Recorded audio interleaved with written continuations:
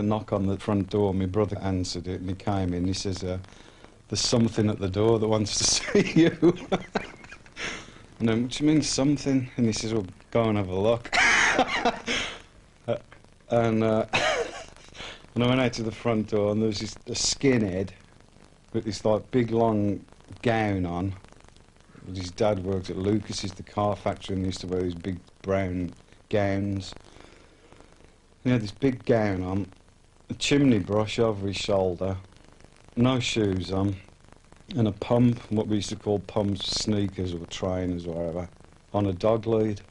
And he went, hello, I'm Ozzy. And he said, oh no. In the beginning, is it true that when you were forming Black Sabbath, you were looking for a lead singer and spotted an ad from Ozzy Osbourne in a music store? It is, yes. Is that the way, is that true? Yes, it is true. I mean, Ozzy was at school in a younger year than me. Yeah. With me. But I didn't really associate with him at school. And we were looking for a singer, Bill and myself, the drummer, and we went around the music shop and we saw this ad, Ozzy Zig requires gig. Oh. I said to Bill, I know an Ozzy. I said, but it can't be him. Can't be the same guy. And sure enough, we went round to the address of the house and knocked the door, and his mother came, John, it's for you. Yeah. And I saw him walking up the hall, and I said to Bill, forget it. Anyway, he came to the door, and we talked to him for a bit, and then we left. And I said to Bill, oh, forget that, you know. I said, we don't want to go there. I said, as far as I know, he can't sing. I never knew he could sing. I was the person that said to Oz, you know, we can't work with you any longer. I think he knew that was coming anyway. I thought the best thing to do was to be supportive of Geezer and be supportive of Tony. The whole thing felt really weird. It just didn't feel right. I've never been able to play comfortably in any other Black Sabbath other than with Ozzy, Tony and Geezer. Is it true that when you went to audition with Ozzy Osbourne that you didn't really have to play anything, you just hooked up and tuned? Yeah, I heard a lot of rumors about that. It was more embarrassing than this, getting up in front of a group of people. I thought I was going to go play with a band, and I met him at a recording studio, and I just brought a tune-up amp, which is they said they brought a small amp. And if you've been in a recording studio, they have a glass booth up there. Well, I was through the tune-up amp, no effects, nothing. I mean, just straight through that mic, and they were all listening. They said, okay, play. I said, you gotta be joking. You know, what could I play? No musicians. And so I just thought, oh no. I didn't know what to do. And I just started warming up, and he said, yeah, you're good. You know. I only played for a couple seconds, and then I got kind of mad because I thought, well, you haven't even heard me yet. So I get woken up by this female voice going, Bradley Gillis, my name is Sharon Auden. I'm the manager wife of Ozzy Osbourne. I'm going, come on, who is this? Come on, it's too early. She goes, let me put you on with Ozzy. And I hear this, hello, Bradley. You know, I'm going through a terrible trauma with the death of Randy, and I must move on. And I'm thinking, man, this couldn't be anybody else, you know? This is for real, you know? And, you know, Ozzy shuts the bedroom door.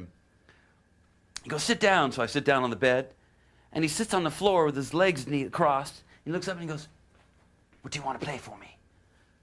And I said, well, I know Flying High Again. So I just started playing. You know, and he said, oh no, oh no, oh. Here we go. And he's like looking up, singing to me. He jumps up. I jump up. He gives me a big hug. He goes, I love you. Pull me through. You're fucking great. So, you know, he opens the door to the suite and goes, ah! Like this big scream, and walks downstairs, and like, that was good, I guess. Ah! You know, and he walks down and oh, we got a new guitar player. I started having insomnia. I was so hyped up after the shows, and then I ended up going to sleep around like, later and later, like going from 4 a.m. to 5, 6, 7 a.m. And then in the end, I would just stay up all night and just look at the fucking ceiling.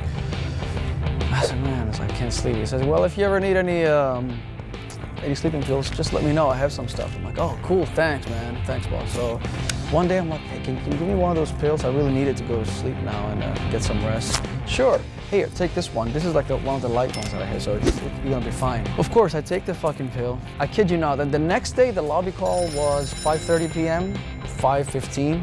I couldn't wake up. I got lost in the fucking oblivion. It was like, I died.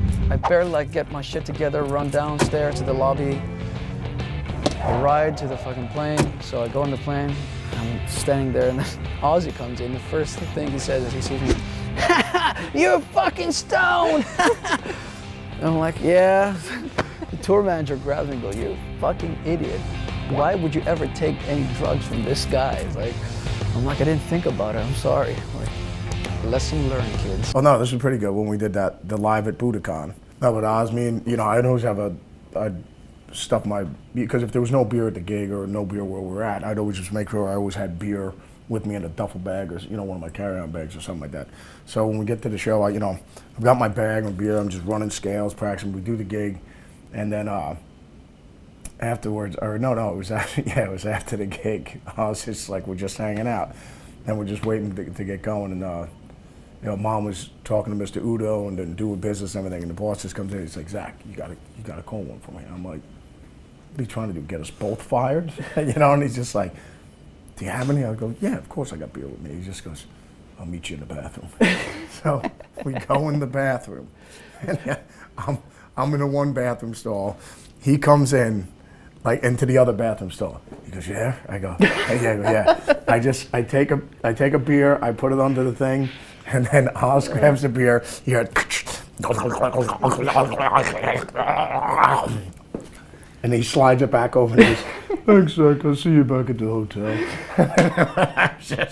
Just one solitary beer is all he wanted. Like if anybody knew that, they're just like, the Prince of Daphnis. He's got to sneak a cold one in, man. In the bathroom stall, bro. The living intercontinental legend. Was there one defining moment where you got very emotional? Was there one standout moment that really caught you emotionally on that show? Yes. Because, being present with Ozzy, as we were taking photos, for those big class reunion photos that we did, Ozzy was, he's saving his energy. So he was very quiet, and I just did not know what to expect from him on stage. And in my mind, I'm going, okay, this is to celebrate. This is not a typical performance. Yeah. And if it's Ozzy with other people singing, that's fine. Whatever he needs to get through this, it's fine. It's fine with me, and I think it's going to be fine with everybody. But as soon as he opened his mouth and started singing, I couldn't believe it. It was like, and I'm going, okay, he's really singing. It is not a track going on, and he's lip syncing. This is him really singing right there. And that's when it became emotional for me.